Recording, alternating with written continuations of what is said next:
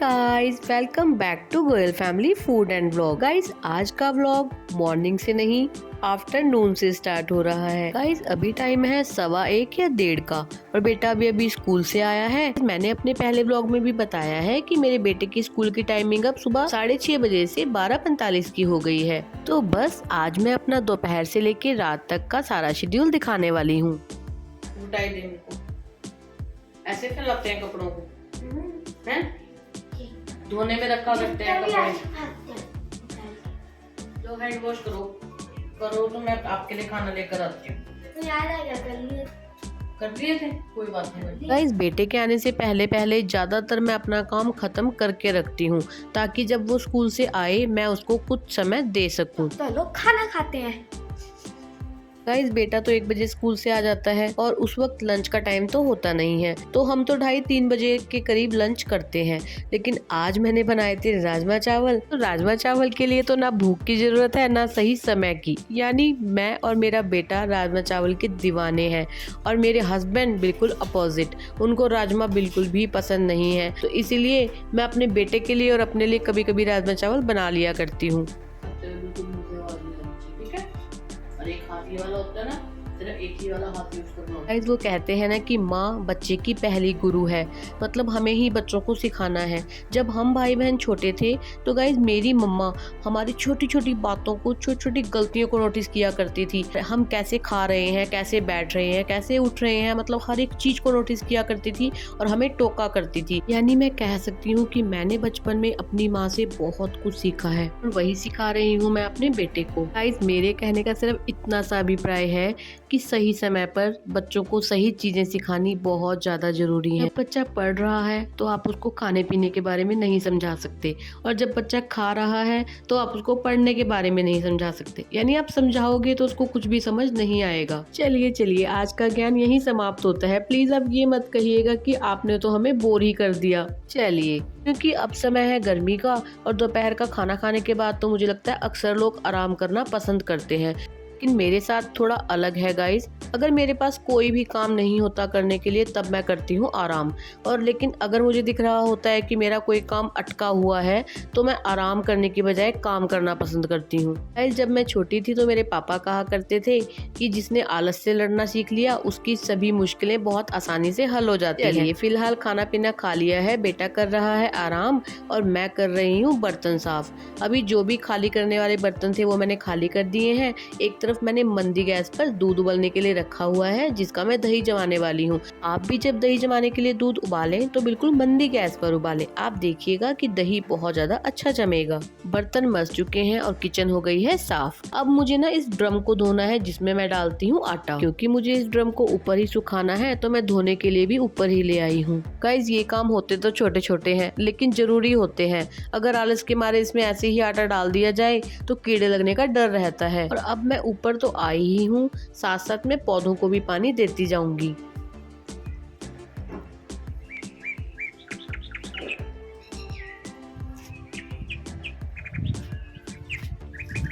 Guys, जो plants मेरे पास नीचे पड़े हैं उनकी तो केयर प्रॉपर होती रहती है। अब है गर्मियों का मौसम, ऊपर आना बहुत ज़्यादा मुश्किल लगता है, तो इसीलिए जो प्लांट्स ऊपर पड़े हैं उनकी केयर प्रॉपर तरीके से नहीं हो पाती। लेकिन फिर भी समय रहते हम ऊपर वाले पौधों को पानी तो दे ही देते हैं, कभी बेटा और कभी मैं।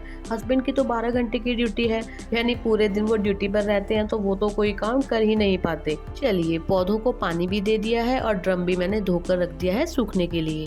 और गाइस, अब मैं अपना तामझाम लेकर बैठ गई हूँ क्योंकि आज मुझे चने साफ करने हैं और उनका बनाना है सत्तू। गाइस, हम हर बार गर्मियाँ स्टार्ट होते ही सत्तू बाजार से लेकर आते हैं, यानी पैकेट ले आते हैं सत्तू का।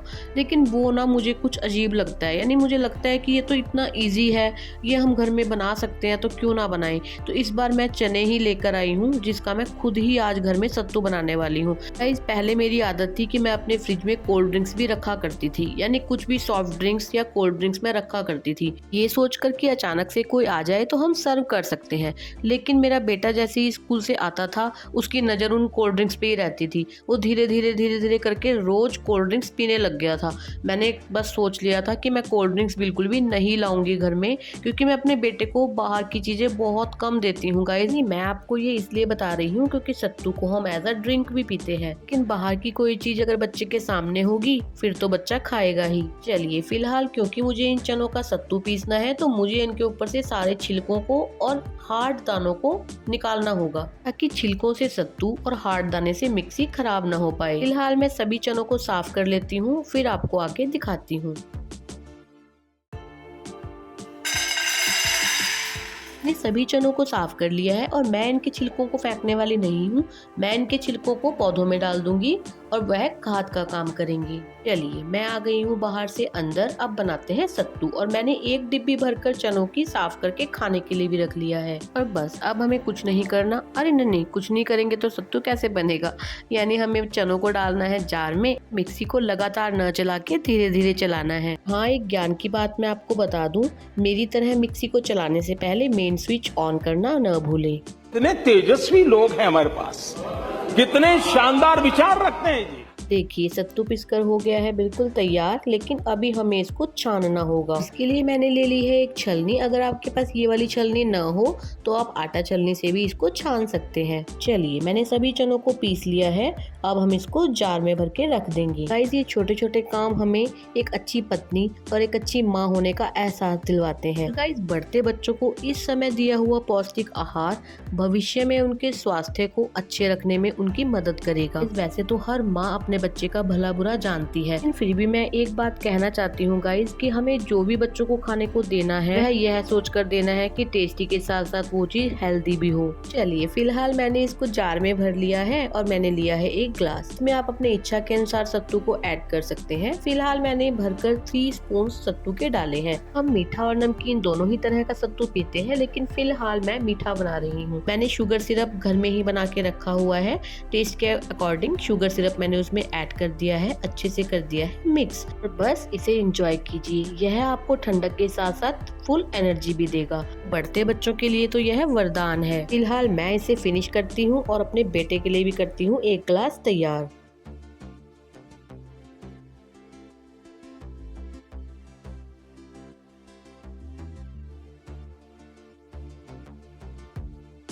गाइस, परिवार के लिए किए हुए यह छोटे छोटे काम आपके चेहरे पर मुस्कान लाने में बहुत ज्यादा सहायक हैं। चलिए फिलहाल आप भी अपने घरों में सत्तू को जरूर बना के रखिए और इंजॉय कीजिए पूरी गर्मी। सत्तू बना के मैंने डब्बों में भरकर रख दिया है और बेटे को भी दे दिया है। अब है शाम का वक्त और मुझे बाहर छोटा सा एक काम है, तो मैं पहले वो कर लेती हूँ, क्योंकि फिर उसके बाद अंधेरा हो जाता है तो मुझे अंधेरे में बाहर निकलना बिल्कुल भी पसंद नहीं है। बाहर का काम खत्म करके मैं आ गई हूँ घर वापस, और अभी है शाम की पूजा का समय। मैं अक्सर अपने व्लॉग्स में बताती हूँ कि मेरे हस्बैंड सुबह की पूजा करते हैं और मैं शाम की। चलिए फिलहाल फटाफट मैं पूजा कर लेती हूँ, उसके बाद मैं आपको आगे का दिखाती हूँ।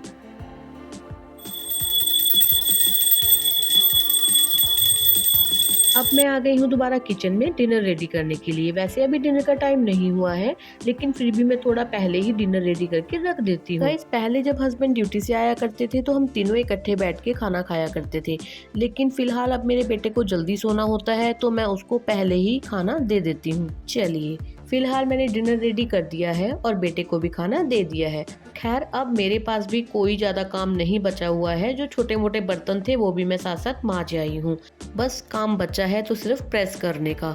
गाइस, क्योंकि अभी गर्मियां हैं और आप सब जानते हैं गर्मियों में लगते हैं बिजली के इतने ज्यादा कट, जिस कारण मैं हस्बैंड और बेटे की यूनिफॉर्म को शाम को ही प्रेस करके रख देती हूँ। चलिए गाइस, मैं अपने व्लॉग का यहीं पर एंड करती हूँ, क्योंकि इसके बाद तो बस मेरे पास सोने का काम बचा है। अगर आपको मेरी वीडियोस थोड़ी भी अच्छी लगती हैं तो प्लीज वीडियो को लाइक किया कीजिए और मुझे कमेंट करके जरूर बताइएगा कि आपको मेरा ये वाला व्लॉग कैसा लगा। तब तक के लिए goodbye and take care. मैं मिलती हूँ आपको ऐसे ही एक इंटरेस्टिंग नेक्स्ट व्लॉग में।